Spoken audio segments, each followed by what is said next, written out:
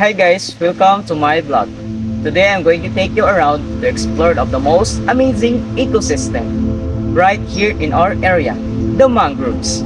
You probably said them before, but you know how important really are?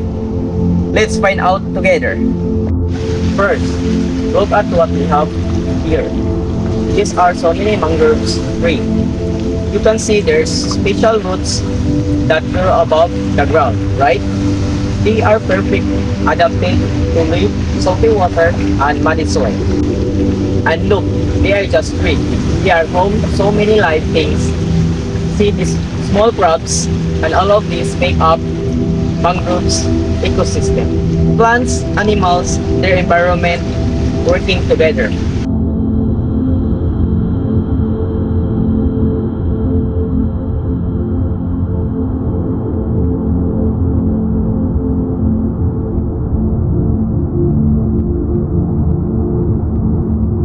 So, why are mangroves so important?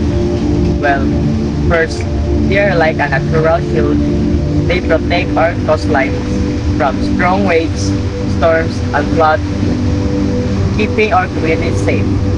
They also give food shelter to many marine animals. So they help support fishing or local food supply.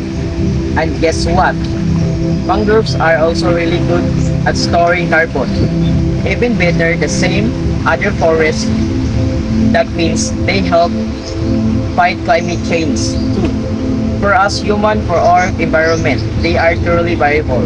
But even though they are so important, mangroves face problem too.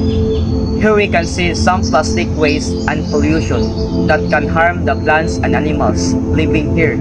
Other places also face issues like deforestation, where mangroves are cut down, and effect of climate change like rising sea temperature. These things threaten the balance of this ecosystem.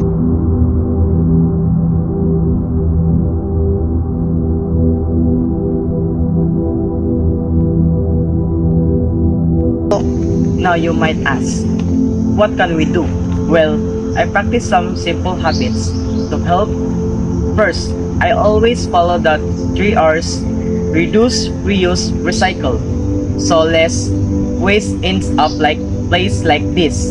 I also avoid using single-use plastic like straw or plastic bags because they often ends up polluting natural areas. And I try to save water and energy at home too. To answer the questions, what eco-friendly habits do I practice to help mitigate climate change?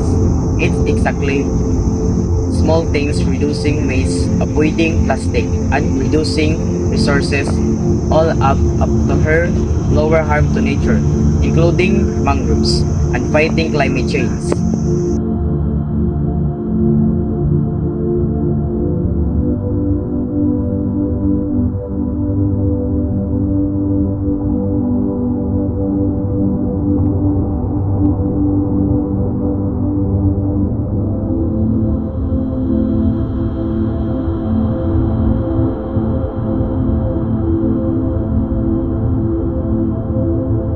Making this vlog made me realize that biodiversity isn't just something we learn about in school.